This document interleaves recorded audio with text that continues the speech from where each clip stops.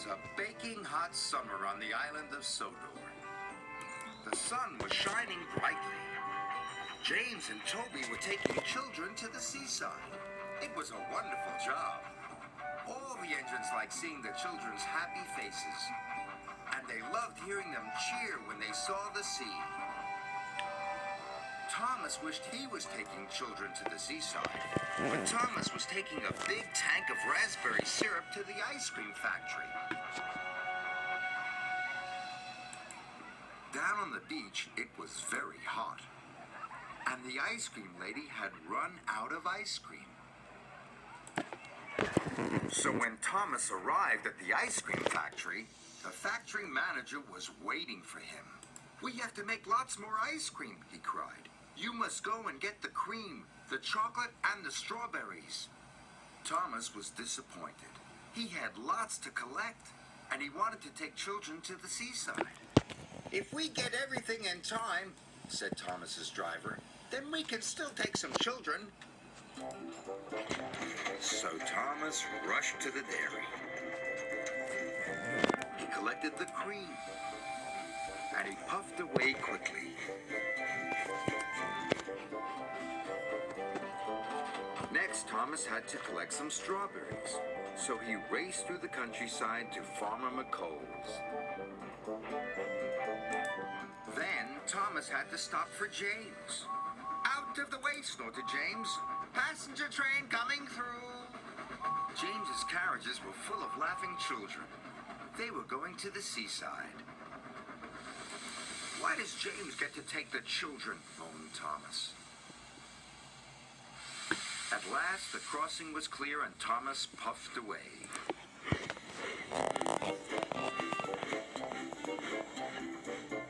"If I'm quick, I can still take some of the children," he puffed. So Thomas raced as fast as he could. Soon, Thomas arrived at Farmer McColl's. "Please be quick," Thomas panted. The farm workers loaded his freight car. Before long, it was filled with plump, ripe strawberries. "Thank you," Thomas chuffed, and he raced away. Next, he had to go to the chocolate factory. Thomas hurried through the baking sun. "I've still got time to take some children to the seaside," he panted. Thomas puffed faster and faster. His wheels clattered and his pistons pumped. But he puffed so fast, the signalman didn't change the points in time. Thomas raced down the wrong track. "Bother," cried Thomas. Thomas had to reverse slowly and carefully back to the points. Then he had to wait while Toby went past.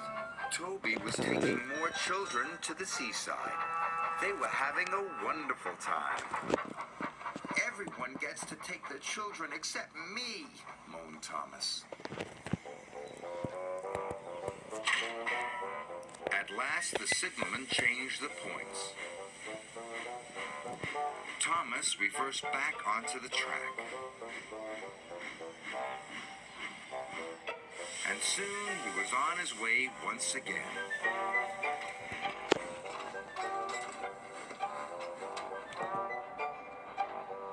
When Thomas arrived at the chocolate factory, it was getting late.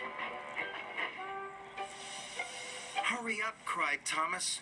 "If I'm quick, I might still get to take some children." The workmen loaded Thomas's freight car as fast as they could. It was soon filled with heaps of chocolatey cocoa powder. Thomas was ready to go, but the shunters hadn't released the brakes on the freight cars. Thomas pulled as hard as he could, but the freight cars wouldn't move. "I have to hurry," puffed Thomas. He heaved, he huffed, and he puffed, and he heaved so hard, the coupling broke. Thomas shot forward. Cocoa powder flew everywhere. "Now I'll never get to take the children," puffed Thomas. After a long time, Thomas's freight cars were ready. The yard manager had released the brakes, and Thomas shoved carefully out of the yard.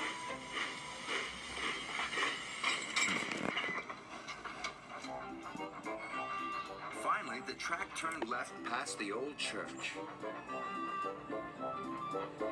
Thomas arrived at the ice cream factory. He thought his job was nearly done, but he was wrong. The factory manager was waiting for him. "The ice cream will soon be ready," he said. "You must take it to the seaside for me." Thomas was very disappointed. He wished he could take children to the seaside instead. He wanted to hear them cheer when they saw the sea. Thomas puffed along the coast to the seaside. "I wish I was taking the children," sighed Thomas. Percy was waiting at the seaside station, and so were lots of children. They all cheered as Thomas pulled into the station. Thomas was surprised. "Why are the children cheering?" puffed Thomas. "They're cheering for you," laughed Percy. "They've been waiting for the ice cream." The children were delighted to see Thomas and delighted to eat the ice cream. Thomas loved seeing the children laugh and cheer. Sir Topham Hatt was waiting with the children. "Today you have worked extra hard," said Sir Topham Hatt. "You are a really useful engine." "Delivering ice cream is a fun job after all," puffed Thomas. He was very happy.